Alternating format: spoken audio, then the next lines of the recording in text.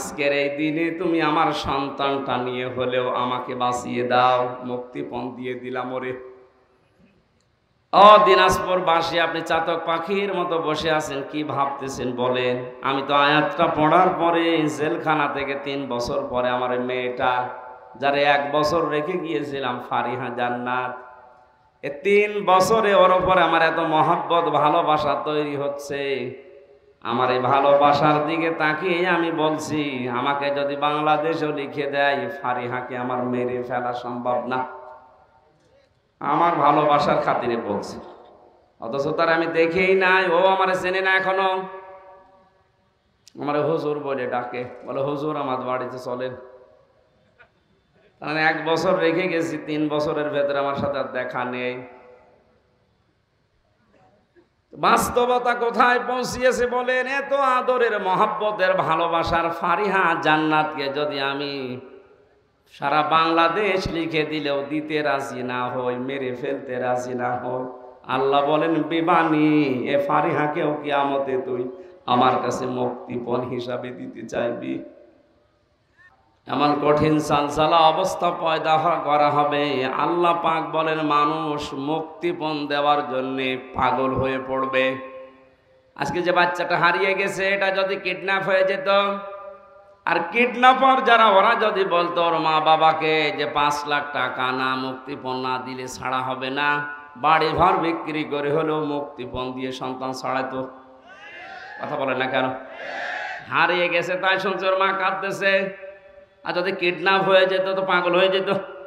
কত বড় কঠিন অবস্থা তৈরি করলে এই যে ডাকাত, কিডন্যাপার, যারা হাইজাকার, যারা সন্ত্রাসী, এরা মানুষকে তুলে নিয়ে যারা মুক্তিপণ চায়, বিভিন্ন নদী এলাকায়, সাগর এলাকায় যারা বসবাস করে, এই জেলেদেরকে অনেক ডাকাতরা তুলে নিয়ে যায় নদী থেকে, সাগর থেকে, পরিবারের কাছে খবর পাঠায় যে মুক্তিপণ দেওয়া লাগবে 10 লাখ 5 লাখ, নয়তো ছাড়া হবে না। এর বাড়িওয়ালা যারা আছে, পরিবারস্থ লোকরা, এমনিতেই তো গরিব মানুষ, মাছ বিক্রি করে খায়, এরপরও নিজেদের সর্বোচ্চ বিক্রি করে হলেও নিজের বাড়িওয়ালাকে ছাড়ানোর জন্য মুক্তিপণ দিতে রাজি হয়ে যায়। আল্লাহ এটা আমাদেরকে তুলে ধরেছেন, কারণ দুনিয়ার বিষয়গুলো দিলে, উদাহরণ দিলে মানুষ বোঝে ভালো। রব্বুল আলামিন বলেন কিয়ামতে এমন কঠিন অবস্থা আমি তৈরি করব, ওয়ালা ইয়াসালু হামিমুন হামিমা, কোন বন্ধু বন্ধুর খোঁজ খবর পর্যন্ত জিজ্ঞাসা করবে না।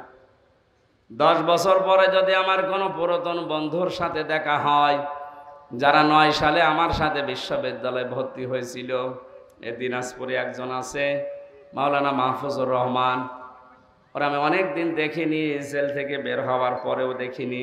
এই 4 বছর পরে যদি ওর সাথে এখন দেখা হয়, আমার তো মনে হয় ওকে আমি অন্তত 1 দিন 1 রাত বাড়িতে রেখে দেব, থাক। কোরআনে কারিমে আল্লাহ উদাহরণটা সেট করেছেন কি করে, যে সেদিন বন্ধু বন্ধুর কথা জিজ্ঞাসা করবে না, অথচ 2 বছর 4 বছর 10 বছর না, কোটি কোটি বছর পরে তোর বন্ধুর সাথে কিয়ামতে দেখা হবে। একটু ভাবেন আপনার নিজের জীবনের সাথে, এটা কিন্তু সামনে আসতেছে এই দিন। 4 বছর পরে মাওলানা মাহফুজুর রহমানের সাথে দেখা হলে যদি বুকে আগলিয়ে ধরি যে বাড়ি যেতে দেব না, আপনাকে আজকে রাখাই লাগবে আমার বাড়িতে, অথচ কোটি কোটি বছর পরে দেখা হবে মাহফুজের সাথে, আল্লাহ বলেন লা ইয়াসালু হামিমুন হামিমা, ওরে জিজ্ঞাসাও করা হবে না যে ভাই কেমন আছো। শুধু এতটুকু নাই, ও বাসসারুনাহুম, কোরআন জানাচ্ছে তাদেরকে সামনাসামনি করা হবে, একটু দূরে চলে যাবে না, চোখের সামনে নিয়ে আসা হবে। এই যে সে 4 বছর আগের, সে 9 সালের বন্ধু, এটা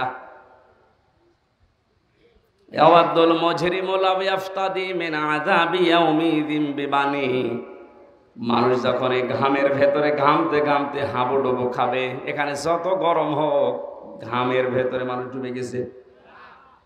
কিয়ামতের যে 50,000 বছরের মতো একটা দিন আল্লাহ বানাবে, সূর্যটা আসবে মাথার আধা হাত উপরে, 1 বিঘত উপরে, মাটি তামা হয়ে যাবে, ঘামতে ঘামতে শরীর থেকে মানুষ ঘামে হাবুডুবু পর্যন্ত খাবে।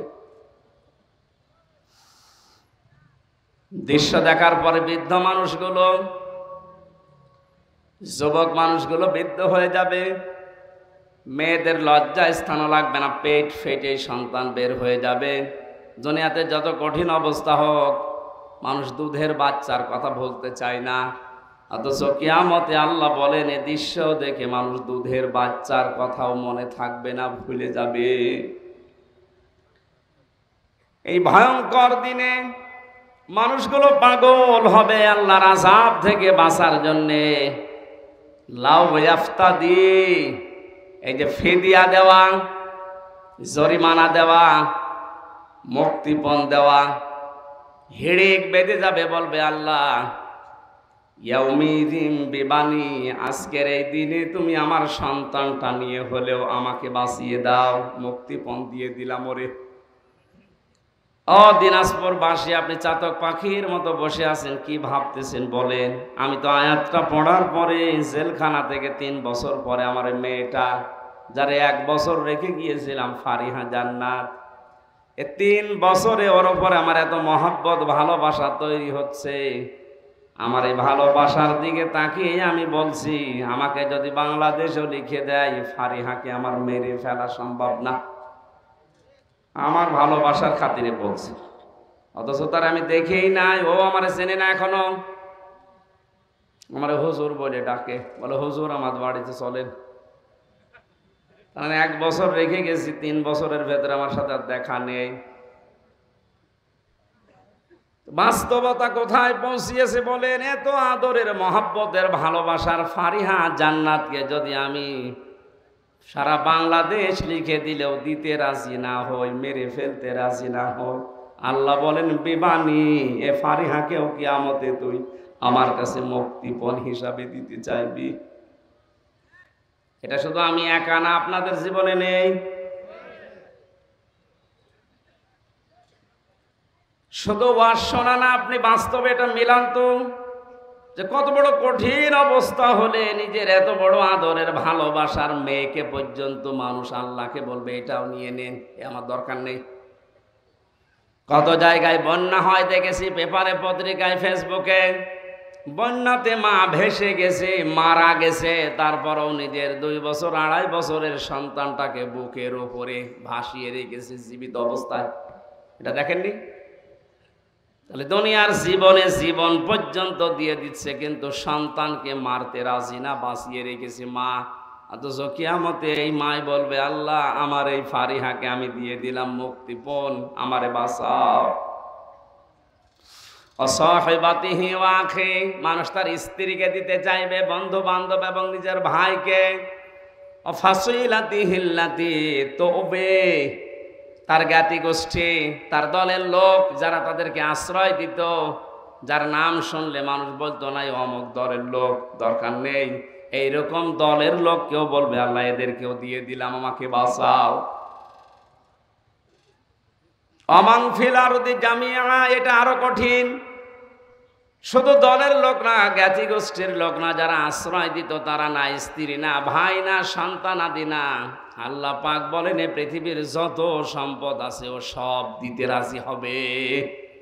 থম্মায়ুজি, এরপরও সে বলবে আল্লাহ আমারে নাজাত দাও, আমাকে বাঁচাও। এতটুকু বলার পরে আল্লাহ আলোচনার ধরন এবার পাল্টিয়েছেন। একটু ভালো করে শুনবেন। এই যে জালজালা কঠিন অবস্থায় এতগুলো মানুষের নাম বলার পরে মহান আল্লাহ এবার বলেন কাল্লা, কখনোই না। এই যে এতগুলো জিনিস দিয়ে লোকটা মুক্তিপণ হিসাবে দিতে বাঁচতে চায়, নিজেকে মুক্ত করতে চায় আল্লাহর আযাব থেকে, কারণ ও দেখতে পাবে যে আমি এরকম আযাবে আছি, আর আমার সামনে আল্লাহর আরশের নিচে বসে 7 প্রকার মানুষ মাছের কলিজা দিয়ে খাবার খাচ্ছে। জোরে বলেন সুবহানাল্লাহ।